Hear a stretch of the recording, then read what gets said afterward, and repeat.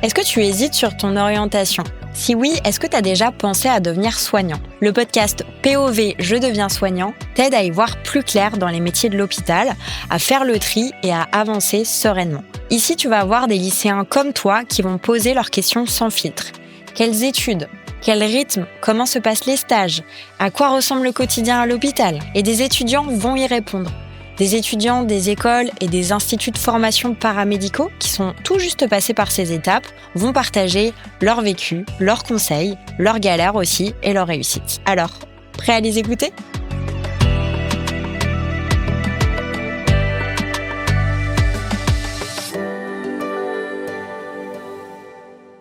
Bonjour, je m'appelle Martin. J'avais une question pour toi. Est-ce que c'est facile de toucher les patients, surtout dans des situations inconfortables ? Alors c'est vrai que le toucher, c'est quelque chose qui est quand même au cœur de notre pratique. Et quand on est rentré en kiné, on n'était pas tous du tout à l'aise avec ça. On n'avait pas l'habitude de toucher des gens et on n'était pas confronté avec des patients. Donc c'est vraiment quelque chose où on a dû apprendre aussi à toucher.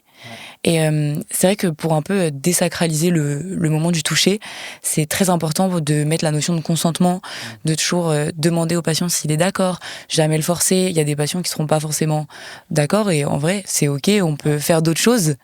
Et même expliquer aussi ce qu'on va faire, ça permet un peu de rassurer le patient, mais nous-mêmes nous rassurer dans notre soin et dans notre pratique. En fait, on va revenir au même point, mais c'est la communication, c'est le fait de parler avec son patient, c'est le fait de lui expliquer pourquoi on lui demande ça, qu'est-ce qu'on va faire par la suite en fait, pourquoi c'est important pour nous de demander s'il peut se déshabiller par exemple, ou si on peut poser les mains sur lui. Mais en fait, lui demander est-ce que vous comprenez pourquoi on le fait ?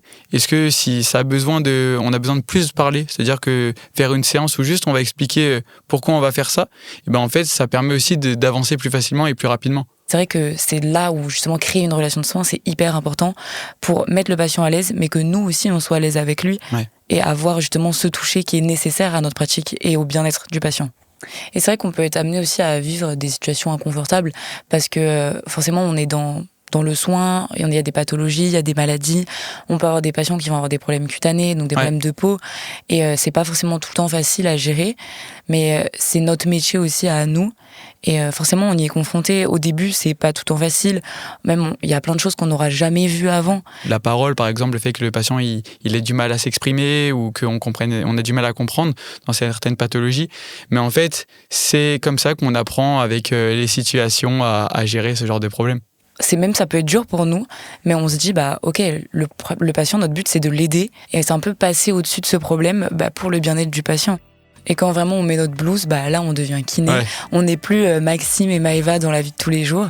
Et vraiment, on a ce rôle aussi d'être très compréhensif avec nos patients, qui est important avec ça, et on reste tout le temps professionnel vis-à-vis de situations qui peuvent être un peu dérangeantes.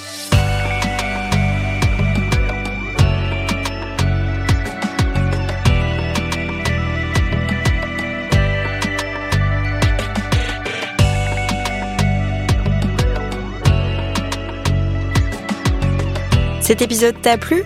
Abonne-toi au podcast et découvre d'autres métiers de l'hôpital. À bientôt !